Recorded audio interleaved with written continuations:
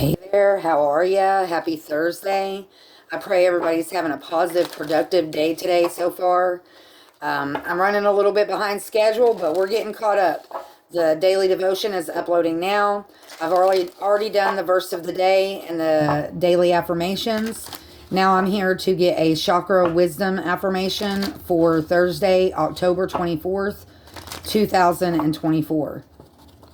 It's another beautiful day in the neighborhood around here. I want to encourage everybody to get outside, soak up some of that sunshine, get some fresh air, find a quiet place and hug a tree. All right.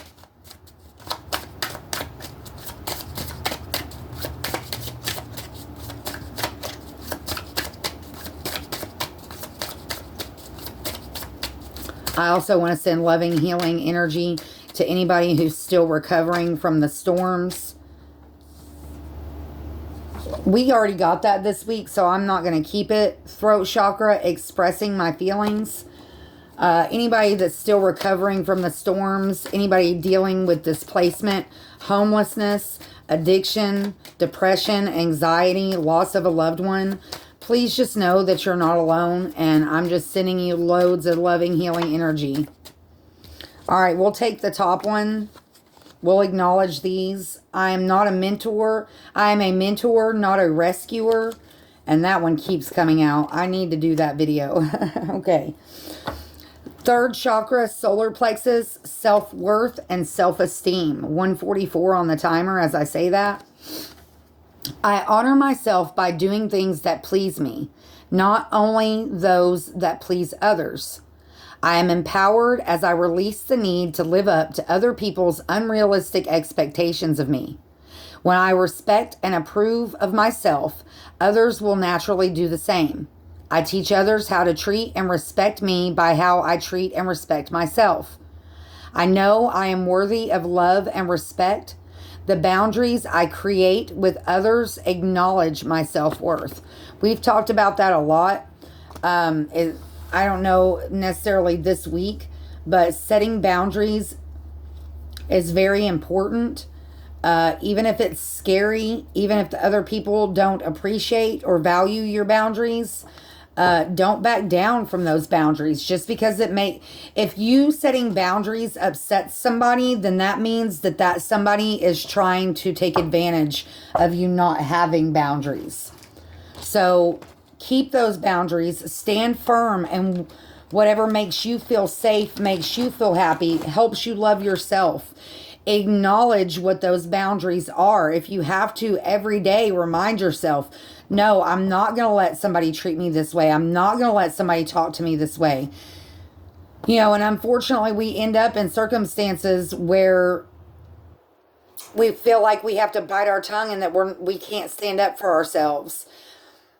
But I really want to encourage you to not allow yourself to end up in a situation like that. And if you find yourself in a situation like that, take those baby steps, make those little goals to accomplish the goal of getting away from those people. Because there are people that will take advantage of you and that will push your boundaries just to see if you'll give. This is something that I experience a lot. I'm going to use it as an example and then I'm going to go. I've been practicing celibacy for years now. And there are a lot of men in this world that do not respect that boundary. You even have women in this world that will defend men that don't respect that boundary and say, oh, well, they're just a man. No, that's not an excuse. I don't care if you're a man or a woman. If somebody sets a boundary and you attempt to break that boundary, that means that they don't respect you. If somebody doesn't respect and acknowledge and oblige in that boundary, the reason that boundary upsets them is because they want to take advantage of you. Whether it's sexually, mentally, financially, spiritually, emotionally, if you have boundaries, 444 on the timer, stick to those boundaries. And believe you me, sometimes you'll end up in very unpredictable situations because you stuck to your guns and you were 10 toes down with those boundaries. I'm in it right now. I'm still working on my situation, just as anybody else should that finds themselves in that situation. I honor myself by doing things that please me, not only those things that please others. I am empowered as I release the need to live up to other people's unrealistic expectations of me. When I respect and approve of myself, others will naturally do the same. Now, I'm contradicting that, but it's the truth. We can't always be love and light and positive. Sometimes you have to accept the fact that not all people are love and light. There are people that will come into your life just to test your boundaries, just to push your buttons and see if they can make you break. Don't doubt that for a second. I'm living proof of that. I'm living it right now. I'm being persecuted and attacked because I won't have sex with somebody, because I won't give somebody my time and attention because of the way they treat me and because of the disrespect. When I respect and approve of myself, others will naturally do the same. Sure, people that mean you good will respect those boundaries, but people that come into your life that don't mean you good, they're not going to do that. It doesn't matter how much you teach them how to love you and respect you, they won't do it. Be willing to acknowledge and admit when you don't have anything in common with somebody. Don't pretend that there's a friendship to be had there or a relationship to be had there when you know there's not.